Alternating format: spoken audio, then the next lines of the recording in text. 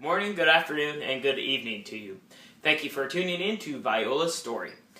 I have to apologize. I have gotten very busy with things that have been going on the last couple weeks, and I haven't had a chance to sit down and record something. So, yay, I get time to do it now. Where I left off on the last episode, we talked about Viola coming home and right after having that surgery. So now we have her at home, and we were given our pump. This is the machine we use. There's a bag that hooks to this, and a big old long cord, and pumps everything, and a lot of nice fancy buttons to mess with, right? So we have this, and what we ended up deciding to do, there's many ways you could do it. You could do a continuous feed throughout the day, or you could do like a bolus feed, which is a lump sum of food, milk, and then you are off for a little bit, and you take them off of it, and then you put them back on for 30 minutes or so, pump more in, and it was every couple hours. That's the route we decided to do. That's what we had always done with her, so we figured, in the past it's worked well, so, well as well could be battling with the reflux. We decided to stick to that.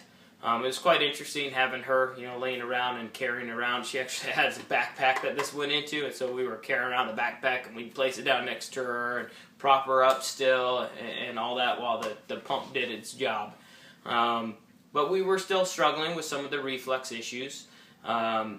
They kind of narrowed down a little bit. It wasn't as bad, but we were still having some of those issues.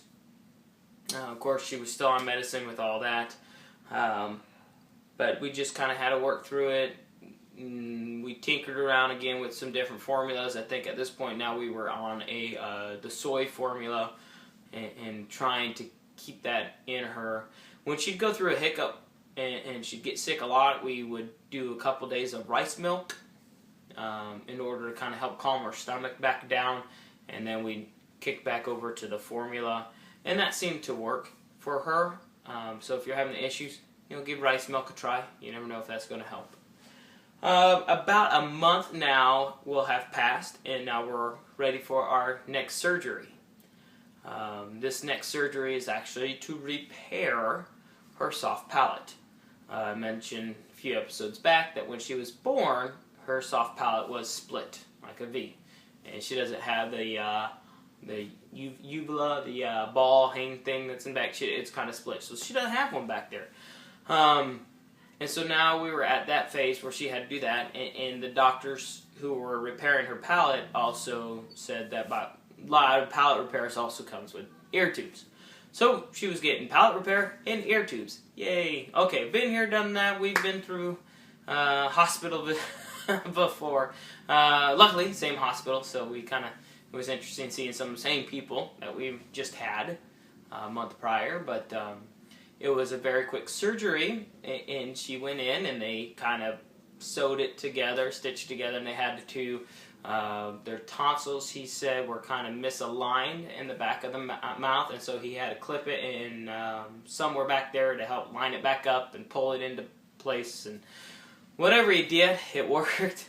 In terms of getting it repaired, he had to leave a small little hole for growth because it was somewhat into the hard palate. It was just buttoned up close enough. He said he was uncomfortable sealing the soft palate all the way up, so he had to leave a little hole in there, and of course the tubes are in.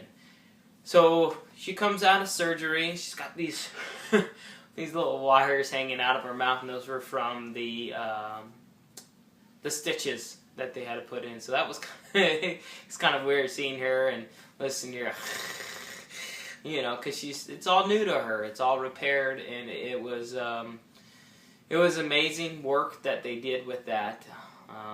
We were very thankful. This time around at the hospital, we weren't in there as long as we had to be.